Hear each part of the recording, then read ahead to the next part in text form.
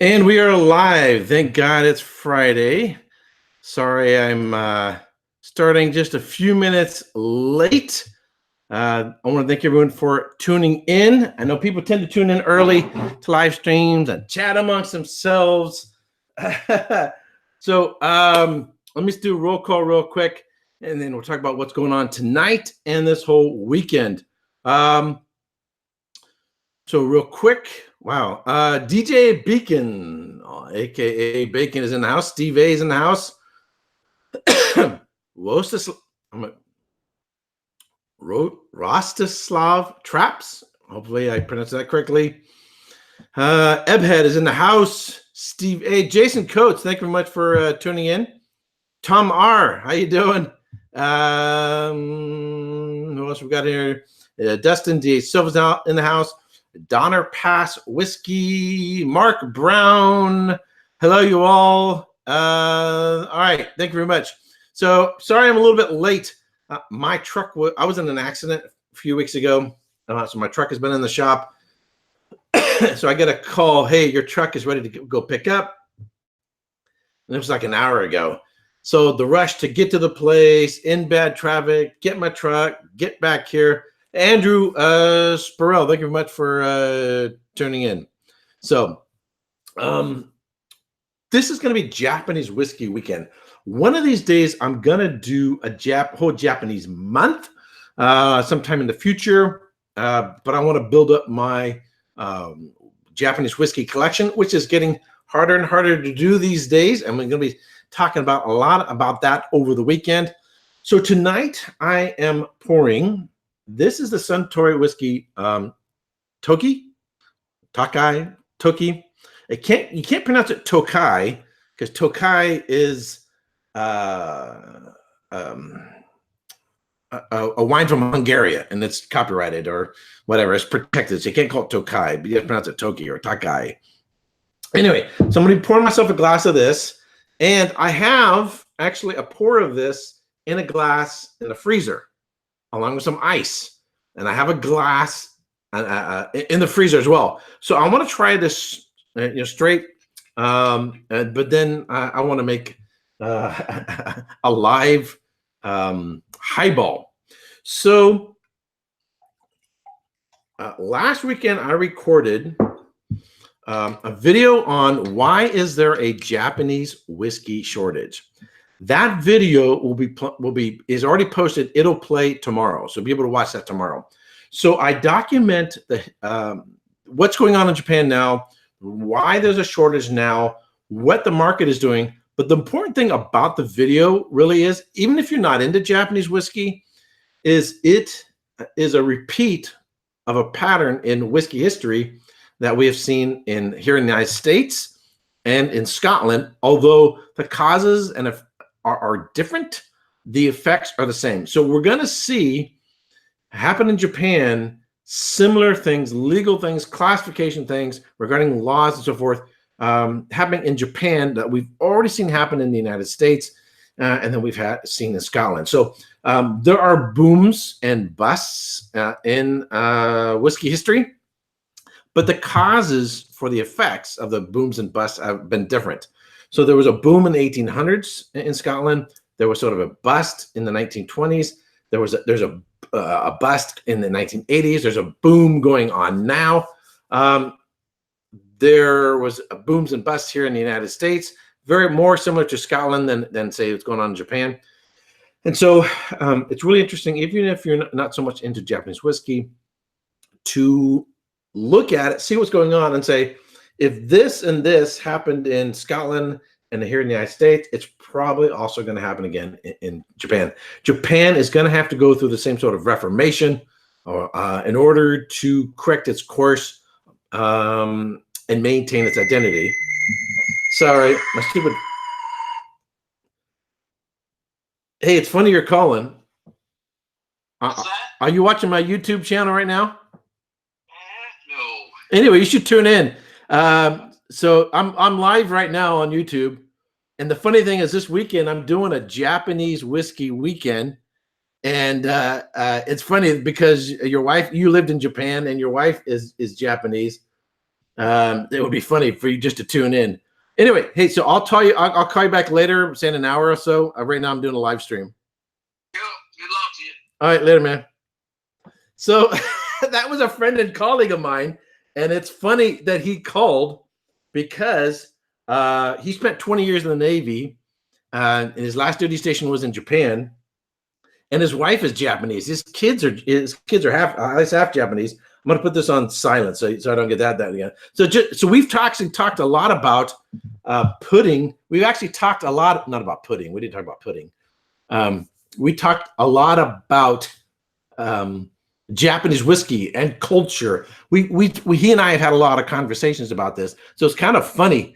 Hey, Bill, the Whiskey Dick, thanks very much for tuning in. Thanks for the $5.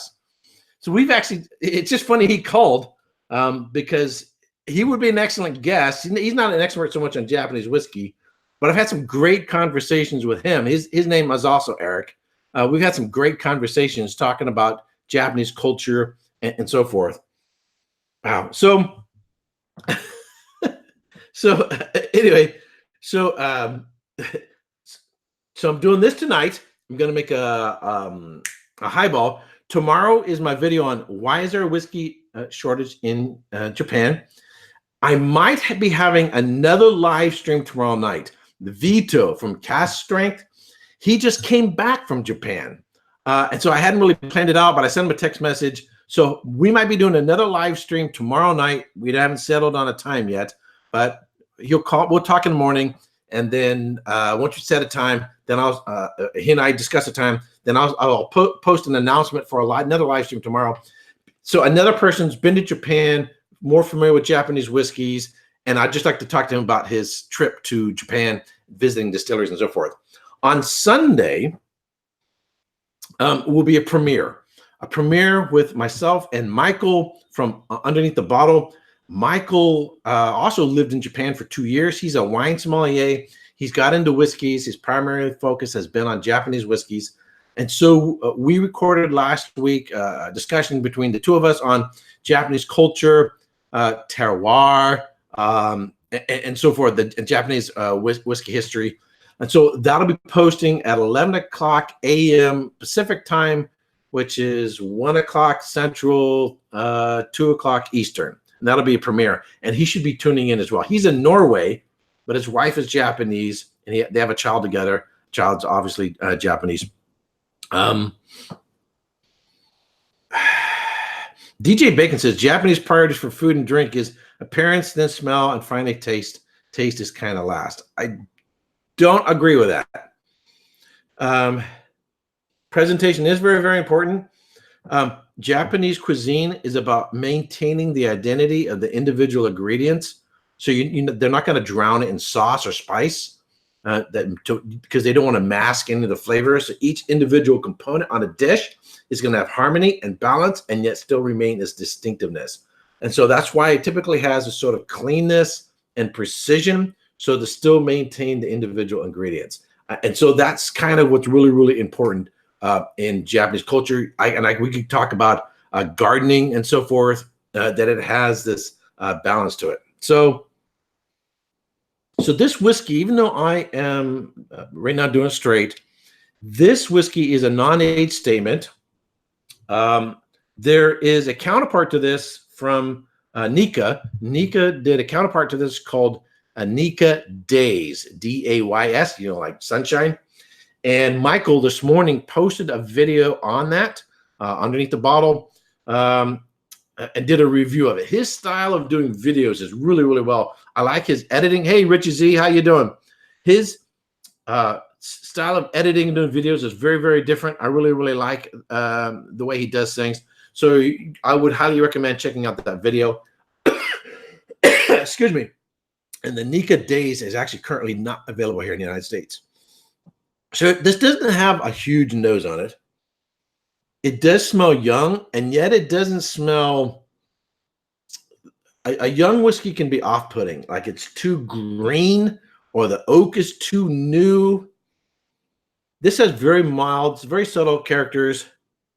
It's definitely some lemon, but it's more like a little bit of lime. some floral notes. There's a hint of maltiness to it. So it's bottled at, I'm going to guess, 43 ABV. But the thing about this is, and I'll give sort of a punch. So Scotland, right? Scotland had these, a large inventory and stock of old casks and barrels. And blenders could really choose, blended whiskey, Scotch whiskeys, malt whiskeys, could really choose from the finest casks and make really, really killer blended malts. 90% of whiskeys come from Scotland are blended. But when you have a boom, then all of a sudden your selection kind of diminishes. Hey, Michael is in the house. How you doing, sir? I was just talking about your channel and that you did the Nika days. So you have the ability to be more selective, but when you have a boom, an increase in consumption, and you start diminishing your supplies, then what happens is you're either going to have very little released with a non-age statement, or you're going to look for an alternative way of producing complex whiskeys, which is make non-age statement whiskeys and start blending casks. But because there's such a stigma to younger ages, you quit putting age statements on it. And so you sort of transition into the primary focus being on an age statement to just the name or a brand name for a particular whiskey. So that happened in Scotland, and that is now happening with Japan. I'm gonna take a little sip.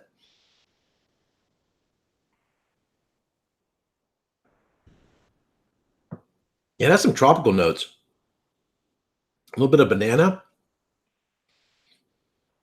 Loads of vanilla, fresh vanilla, a vanilla pudding. So on its own, as it is, it's not bad.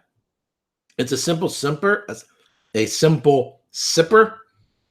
but it doesn't have a ton of complexity to it. So you get lemon meringue, some banana, a lot of vanilla pudding, maybe some little bit of a baking spices, and that's about it. It's super simple. But the whiskey isn't intended to be necessarily be consumed like this. It's intended, Richie Z, it's 43 ABV, 43, which at least it's not a 40 ABV, right? I take a 43 over a 40. It's intended to be used as a blender. So when your shortages go low and age statements are disappearing, you have to shift. So you shift your emphasis on one, non-age statement whiskeys that still taste good. This still tastes good. It just isn't overall. It just isn't all that complex. The other shift you do is, okay, how are we going to sell this? And how are we going to sell this to a hip generation? So the reason why there is a shortage, in short, is they didn't produce enough to be consumed. Now that's simplistic, but you want to know the rest of the story, watch the video tomorrow. So you go to non-age statement, and then you're going to go, okay, what are we going to do? Let's shift a focus, and let's really brand and promote the idea of a cocktail that this would be suitable for. And the cocktail is the highball. And so everywhere you go in Japan now, it's highballs, highballs. In fact, you can get a Suntory Toki highball in a can, and I've been told you can actually get it out of a dispenser, like a soda machine.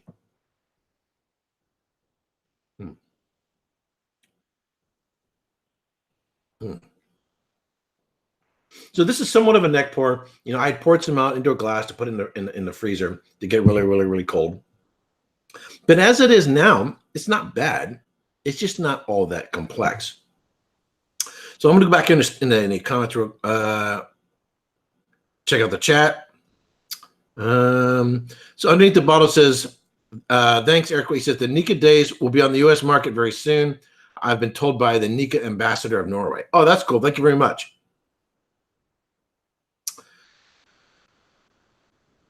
Ben Dietrich's in the house. How you doing, sir? A highball sounds great right about now. So, and see, that's the thing. I choose wines and whiskeys according to mood, and more with wines according to what I'm eating, right? It's fairly warm today in California. I'm going to check the temperature real quick. Hey, Siri, what's the temperature? It's 73 degrees right now. It's cooled off. It was in the high 80s. It was probably like 87 earlier today. So sun's, so it's cooling off. So now it's not as warm as it was. But we had like a 90 degrees yesterday. So summer's coming on, warmer temperature. What do you want to do? But you still want a whiskey. I like to enjoy some whiskeys over the summertime on ice. But how about a whiskey that was intended, not just incidental, but intended to be consumed more as a cocktail or something that might actually accompany a meal? So the food pairing is not just as a cocktail, but actually to enjoy a highball made with this whiskey to go along with Japanese food.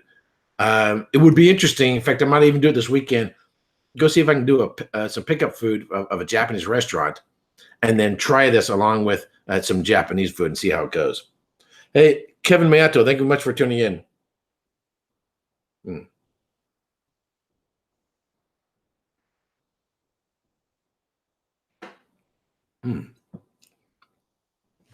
It's a simple sipper. It doesn't have a big punch. It's sort of creamy and silky in texture.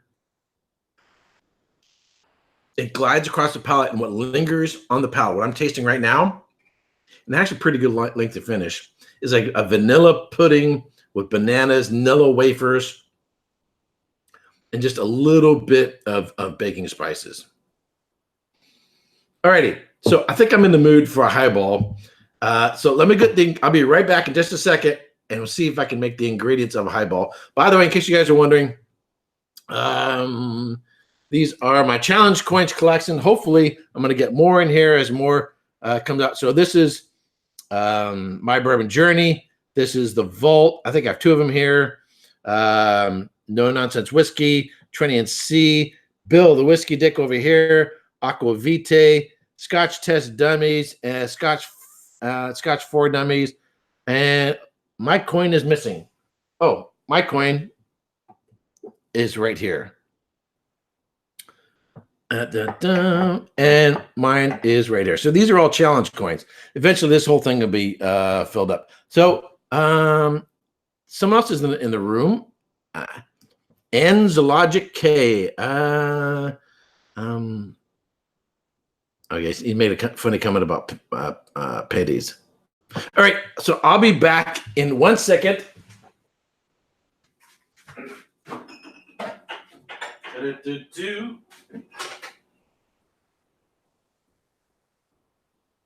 A frosted glass.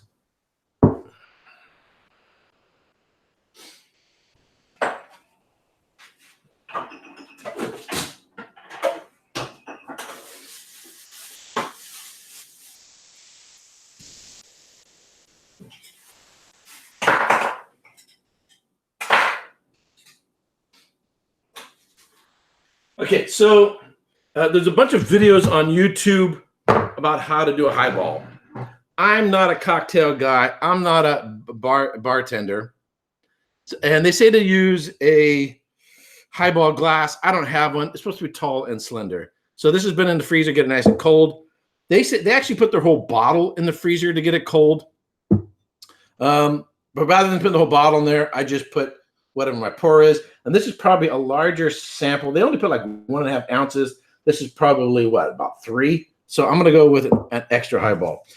They also, one of the things that's kind of cool, they pay real. So if you watch a video and the professionals are doing a highball, there's this real sort of art and precision into how they're doing it, which I'm not doing. They have sort of manicured ice that has no bubbles. It is like glass clear. And they have this precision cutting and making the squares. So you're basically doing how to drink White Walker review. No, not White Walker. No, I've tasted the Johnny Walker White Walker, No, that stuff is nasty. This is 1,000 times better than any Johnny Walker White Walker. All right. So what they have is this nice crystal clear ice. The other thing to say about if you can control your temperature to where the ice freezes slowly rather than a quick freeze, so you're freezing it just barely above or just barely below freezing temperature, you'll get a clearer ice. I didn't do that. So my presentation, mine's going to be cloudy. They also do it in such a way that everything is sort of layered. So just to let you know, I'm basically just doing a whiskey and water. I'm not doing as fanciful, as artful as they do, because I'm not a bartender. Now, I probably will at some other time try doing that. So I've got ice up to about here. I gotta get some sparkling water. Be right back. Oh, shit. Sorry.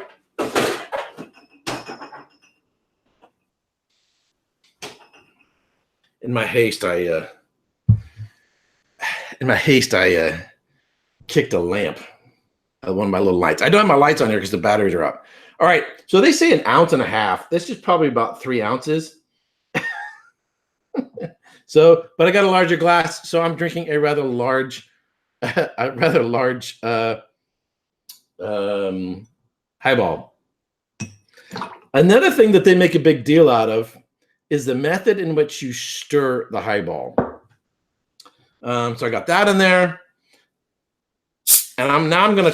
Oh shit! I have no idea why I did that. It suddenly bubbled up. Hey, you're getting a show here. A lot of oopses. Now I'm going to top it off with sparkling water. I'm sure there are some really high-end. Hey, Mash and Drum, Jason, thank you very much for tuning in. And Chris Beaton, thank you for tuning in. I'm sure there's some very high-end sparkling waters. You know, you could do it. But this is just a Canada Dry club soda. That I did use low sodium. Hey, Robert Licorice, thank you much for tuning in. So another big thing that they make a big deal of is how you stir.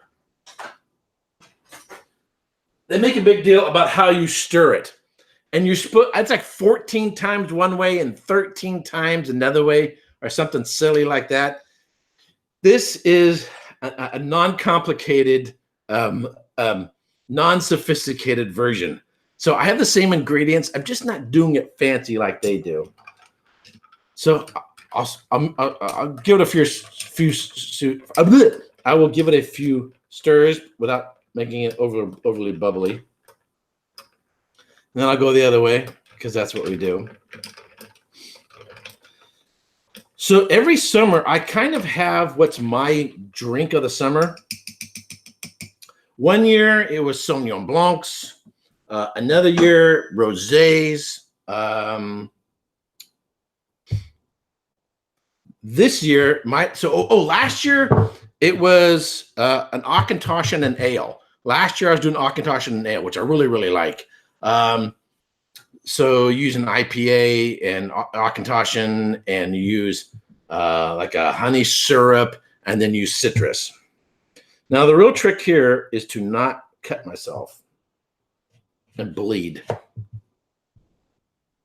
Now, they take a nice peel off of it.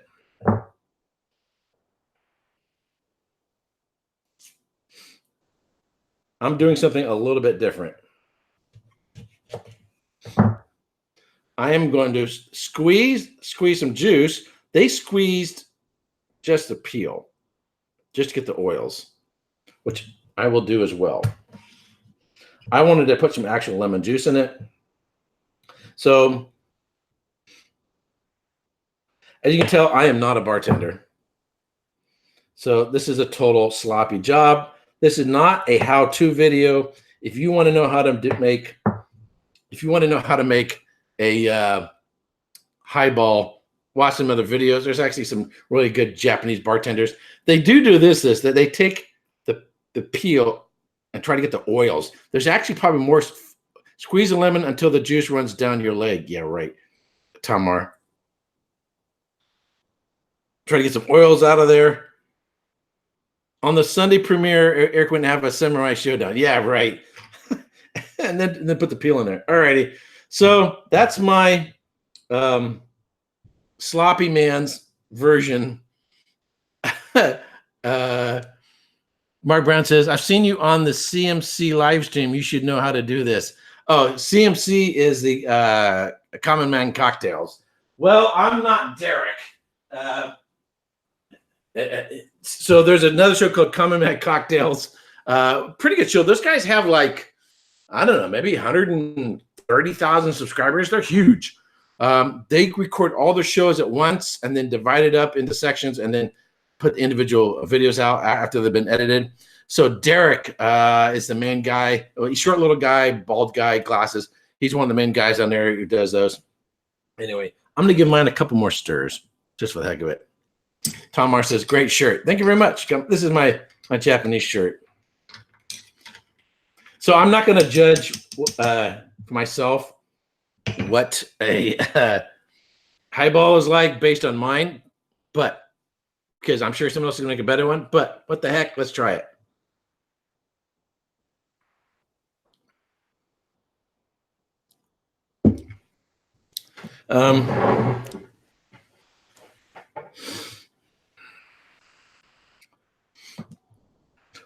So there's a Japanese whiskey bar in San Francisco. I should go check it out. I'm sure they have a great Japanese whiskey selection, and I'm sure I could probably taste. In fact, one of the videos on YouTube, one of the best videos on YouTube for a highball, in fact, it might be the very first one you find if you Google it. It's like his last name is Dietrich. I can't remember his first name, and he's not at the Japanese bar, but he's at another bar. Might be called. I can't remember what the channel is called. Anyway, but he's at a San Francisco bar. And shows how to do a highball. It's probably one of the better ones in terms of a how-to video.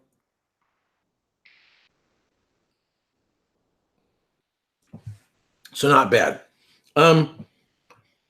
This is kicking back on the porch. Instead of having, like, say, like a lemonade, you know, like in the summertime, think of this as sort of in place of that. I like the citrus in it. It had it's not as intensely lemony as like a lemonade, but it still has some of this character to it of the original whiskey.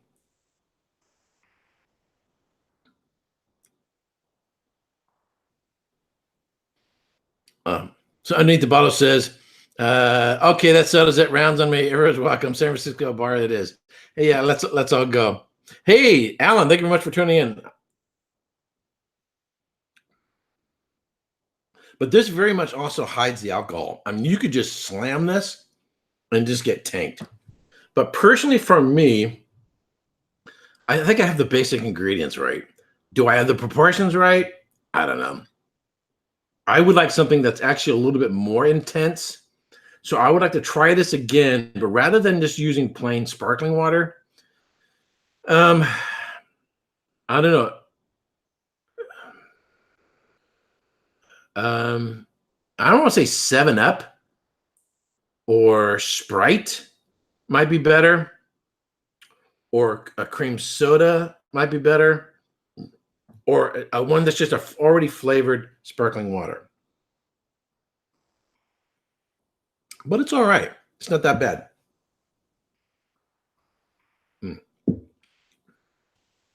So, people have their favorites in terms of whiskeys, right? You have some people who are sort of dyed-in-the-wool scotch down in my belly, you know, and they kind of look up at bourbon. And yeah, bourbon people that go, why would I want to spend that much money? Do you think a ginger-based sparkling water would be good? Tamar, I think so. And ginger is also an ingredient frequently used in both Chinese and Japanese food. So I think that would work really well. Because now Jason Coates says, try a little elderflower liqueur. We could do that, but we would then be departing from a highball. Mark Brown says a lemon Italian soda. You know what? I think, Mark, I think you're right. And I think mentally, I think that's more the category I'm thinking. I don't want to use a cheap 7-Up or Sprite, but I think a lemon Italian soda would probably be better. But this is fine. I like it. So, I just add a Red Bull. No, Dustin, I'm not adding a Red Bull. Hey, Chris, Bourbon and Saint, thank you very much for tuning in. I'm sure the cocktail is great, but that looks pretty good on its own too. So it's not super intense flavors. It's kind of mild. I find this sort of on the refreshing side. With the bubbles, the light citrus. It still maintains a little bit of that vanilla character in the background.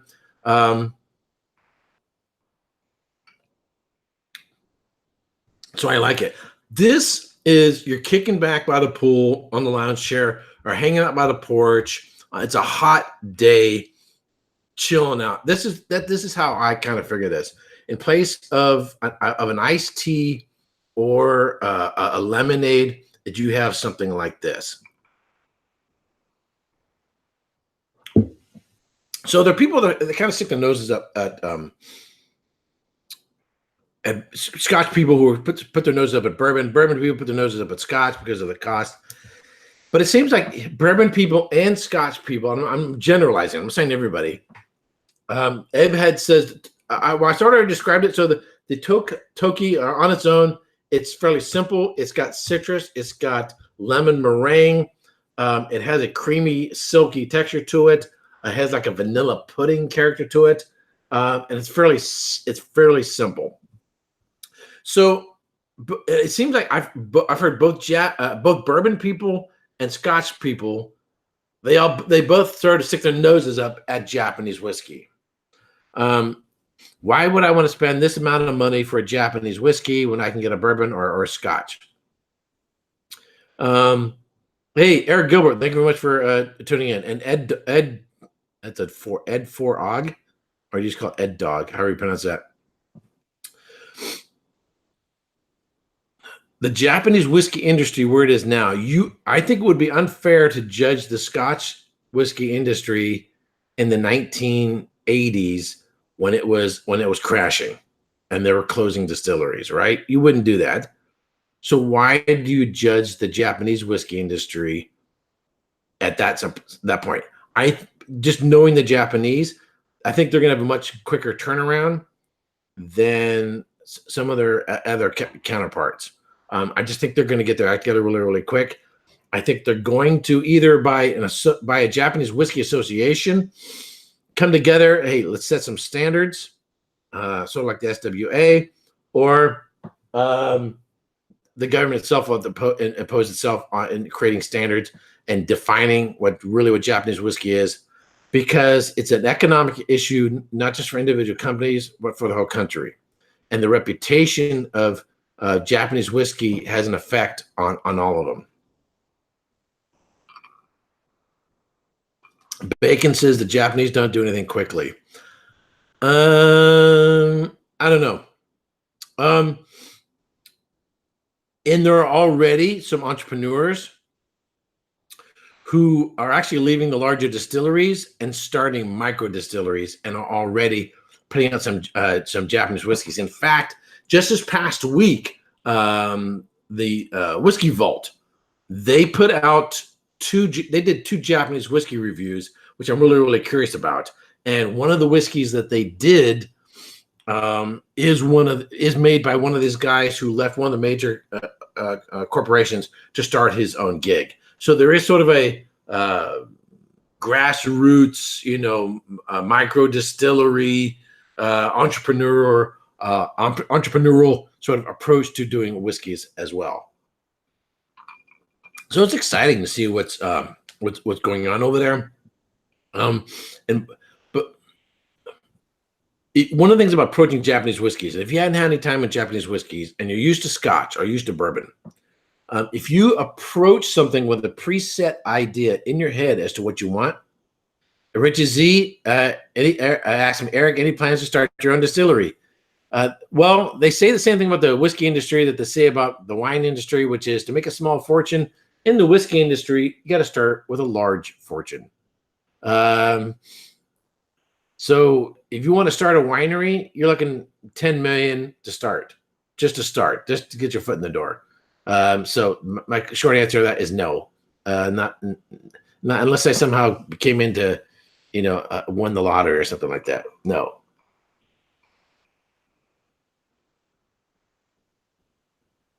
I really like this. I think it's fresh. I like it. So if you have a preset idea in your mind as to what you're looking for in a whiskey, and then you approach another style of whiskey with that preset thing in your mind, that imagine if Scotch had a shape, right? It had a particular shape, and that shape is in your head, in your brain, and then you try to put something that isn't that shape into that hole to fit that hole of the Scotch whiskey niche, then you're not going to like it because it doesn't fit. Because the only thing that's going to fit in that idea, a preconceived idea you have in your head, is a Scotch.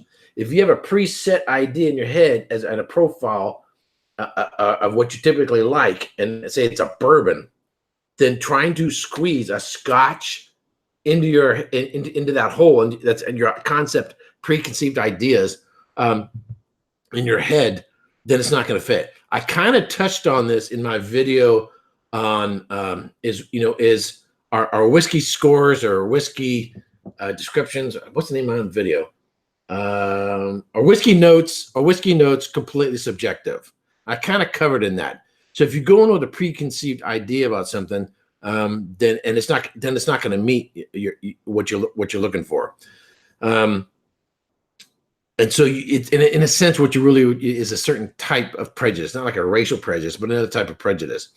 And so one of the things I learned in taking a food and wine pairing class from the instructor was he really started the semester out, hey, don't go when you hear some sort of food and wine, and if you haven't had it, don't say to yourself, ooh, oh. Be a little bit more open-minded to willing to try new flavors and new aromas and things that are different, and approach it with sort of a cultural mindset as well, and understanding a particular cuisine or a particular style of wine or whiskey. Ebit, are you traveling to Scotland this year? Yeah. So I just about finished my itinerary. I'm still waiting to hear back from a couple of distilleries. So I will be in London July 4th and 5th, and then fly up to Glasgow. I will be arriving in Glasgow on July 6th, which will be my 53rd birthday. I will then be traveling around Scotland for about 2 weeks. I come home on the 20th. So I'll be meeting up with, obviously, with Roy on when I arrive, and tentatively planning maybe a get-together. People want to meet up in Glasgow. Maybe get reserve a table at a restaurant or a whiskey bar. I haven't settled on the details yet. I've talked to Roy about it a little bit. Mike says everyone spanked that button. Thank you very much. I'm good. Then I'll be going from Glasgow. I'll be going over to Campbellton. I'll be going to Spring Break, Kildalton, and Glengyle. And then I trek over to then I go to Arran. I visit Distiller at Arran, and then from there I go over to Edinburgh, where I take a 2-day class with the Scotch Whisky Association. In fact, June I'll be doing videos related to my homework, because you have to all this reading and studying you have to do before you go into the class, and then there's an exam on the second day, and then from there head to the Highlands, Speyside in the Highlands, and then I'll work my way all the way up to Orkney. I'll go to Scarpa and Highland Park. And then that'll be into my trip, and then I drive all the way back to Glasgow on my final day, and then fly back to the United States. So really, really looking forward to it. There's only like 2 more distilleries I'm waiting to hear back from. Scheduling is a bit of a hassle. So if you guys don't know, I have a Facebook page, and I usually link it down below. And there is a link on the side of the page for documents, and you can find in there things from previous studies. So I created a sort of a tourist travel guide. It tells you all the distilleries that are open. So there's 128 distilleries. Only 81 out of the 128 are open to the public. None of the grain distilleries are open to the public. And then I have a thing on it. It tells you the hours they're open, some of the different types of tours that they have. So you can save a lot of time in planning a trip. I also did an adaptation of the SWA map, and so there's the map of Scotland, and then there's a list of the distilleries. I added in there which ones are not open to the public. So that would save you a lot of time in planning. So a lot of time is spent planning a trip and figuring out, the timing and everything else like that. And that's been a challenge because sometimes there's two things you want to do at two different distilleries and you can't do them both because the timing of them overlap. Guy Davis, thank you very much for tuning in. He says, now you understand this cocktail, folks. I do an initial shot of bourbon neat, and then it's bourbon and Sprite. Interesting. Evan says, Orkney is fantastic. Scapa and Magnus Unsen tour at Highland Park. Lots of great standing stones to watch as well. So in case you don't know what the standing stones are, they're these ancient picked stones. They're kind of like the handle on this knife. The stones look like this handle on this knife, and then and it's not like they're next to a big mound of rocks. They're just standing out there in the middle of a field like this. And then if you look real close, they have all these little carvings into them. They're really, really trippy. And this is sort of pre-written history in Scotland. So I saw these when I was in Scotland last June. There's one right outside of Balblair. As you're driving down the road, approaching Balblair, there's one there. They don't exactly know what they were for or what they're all about, what they mean, what the purpose was. Anyway, so when I came back from Scotland, I started watching documentaries on YouTube and so forth, videos. Really, really interesting stuff.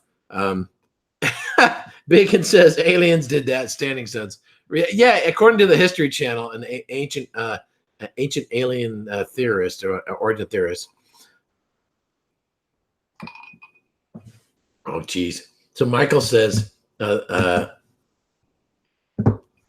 my mouse is not working. Oh, there we go. He says, I spent New Year's Eve in Edinburgh, hammered, climbed up Arthur's seat on my own. I need to go with you and do some and undo some mistakes. Yeah, it sounds like it. And Ebed says it was a Norseman.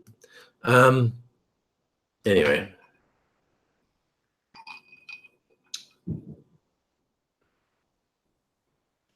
It's funny. I think the whiskey sank to the bottom, and now I'm getting more whiskey notes from the bottom. I'm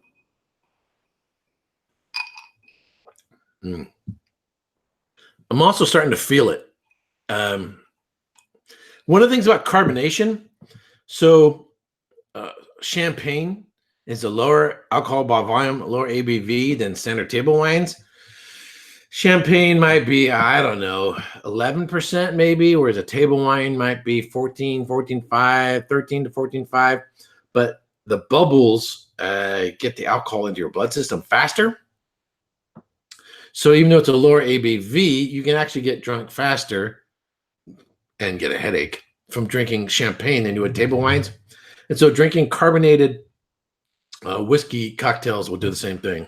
Yeah, this is sort of a pre-dinner drink. But I really, really like it. It's not overly complex. I would like to get more complexity to it. Yeah, Robert Liquor says hits like a ton of bricks. Yeah, that'll sneak up on you. I would like more complexity to it.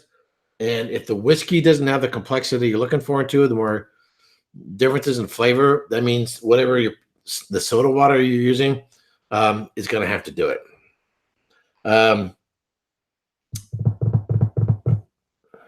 Vito said he didn't, in a previous video on the caster, he didn't particularly like them.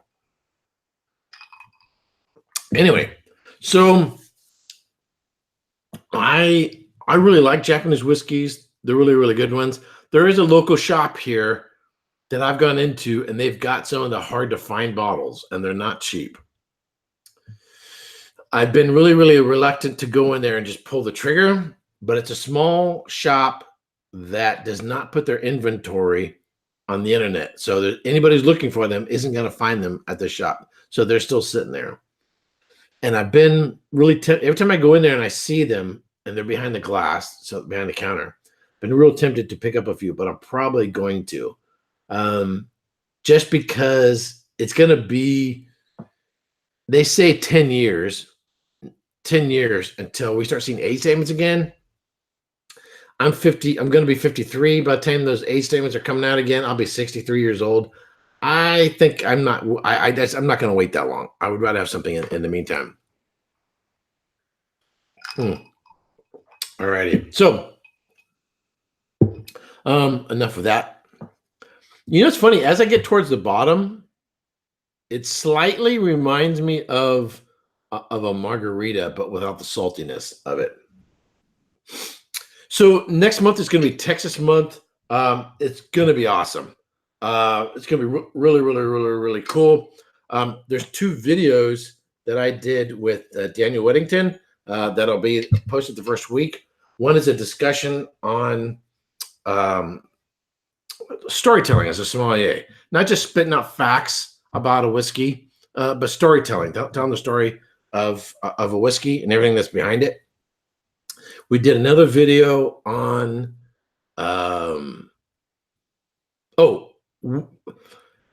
whiskey marketing in relation to understanding people.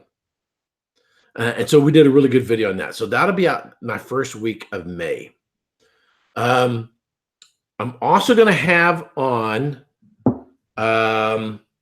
his name slips from my mind real quick, so I got to look it up real quick. I hate it when my brain does this. Waylon from the Whiskey Trail. Spencer Whalen. So Spencer Whalen, he and I are going to do a premiere video. He'll come on. So and that'll premiere the first Friday of May. So we're going to do a video. We're going to talk about the Texas Whiskey Trail. I'm not drunk. I always blend words together. It's like smeeky, right? If you didn't know what smeeky is, you have to watch my other videos. Luckness says, I have to skip out, but wanted to say nice, a different live show tonight. Very enjoyable.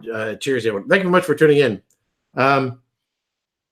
So in about 8 minutes, I'm going to be cutting out, as Chris from Burma saying, what is the definition of the word sommelier? That's a whole nother video. Essentially, it means a butler of beverages, if you want to go to its ultimate root.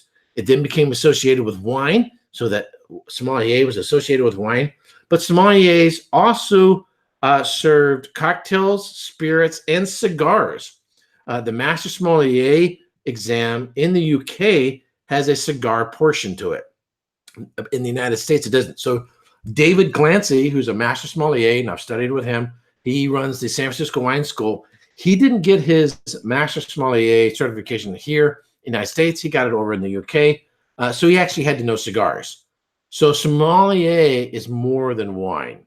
It has everything to do basically with service at the table. So it includes, and part of my service exam, in fact, be able to do decanting service, sparkling wine service, and I had to do cocktails. There were 120 cocktails I had to know. I had to know the base spirits on it. I also had to have some knowledge of whiskeys and be able to recommend whiskeys as well. Now, that's only like 5 to 10% of it. The other 90% is wine, but sommelier does the vocation and certifications does include spirits, cocktails, and whiskeys. So I asked Dustin Wilson, a master sommelier. Now, he doesn't run the court, but he is a master sommelier. I actually asked him, what do you think about the title sommelier being associated with whiskey? He says, as long as they're serving whiskey, he said he didn't have a problem of it. Now, I'm going to do a whole video on this. Heather Green. Hold on just a second. I'll be right back. 1 sec. Just give me a second. So Heather Green. Oops. So Heather Green is known as a whiskey sommelier. She's in New York, and she wrote this book, Whiskey Distilled, A Populist Guide to the Water of Life. Really, really, really, really good book. She's currently in New York. She's known as a whiskey sommelier, and she's actually friends with the guys at the Vault. In fact, this gets brought up during one of the videos that I did with Daniel. And she's actually going to be moving to Austin, Texas. So anyone who says that the title of whiskey sommelier is a legit, you're gonna have to argue with a master sommelier, not with me.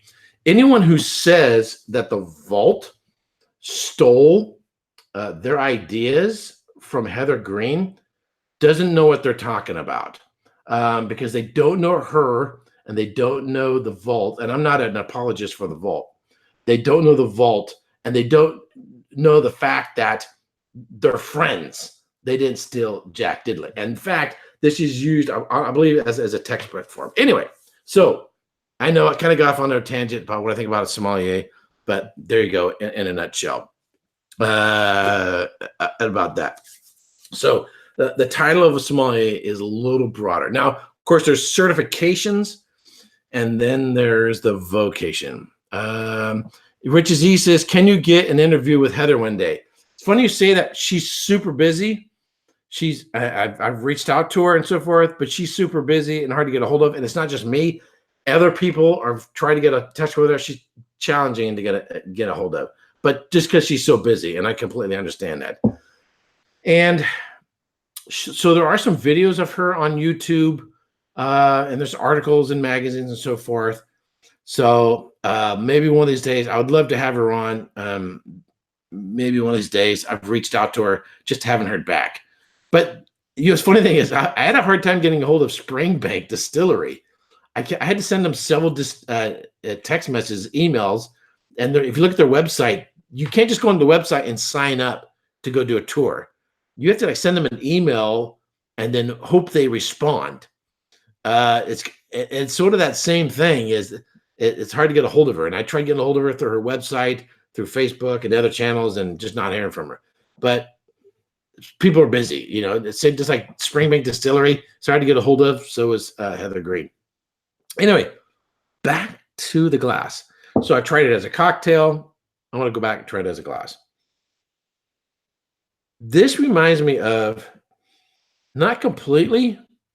So if you were to take corn, caramel, butterscotch, and add it to this, it would remind me of a bourbon. It's like, because there are some bourbons I've had that have that banana pudding, vanilla pudding character to that. This seems like that one element of some bourbons, but without the corn and all the rest of that. So in just a couple of minutes, Chris, Bourbon Insane, is going to be going live. So I'm going to be tuning out for that. So this live stream has actually been kind of chaotic. Nothing's going according to plan. I was in a rush to get here after picking up my truck. I want to experiment more making highballs with this. I found it interesting. I liked it. I wish it had more. I wish the highball had more punch of a flavor. It's more intensive flavor, but I might have to play around with the proportions. I might have to also play around with using other soda waters, flavored soda waters, find something a little bit more that I like. But I'm going to see if I can turn this into my beverage of the summer and kill this before the end of summer. So, hey, I want to thank everyone for tuning in. If you haven't subscribed already, please do. If you watch this on the replay, subscribe, give it a thumbs up. And I'm going to make a dinner right now. And again, I really enjoy chatting with y'all. So at about 3 a.m., my video on why is there a Japanese whiskey shortage will post. It'll go automatically. So definitely check that out.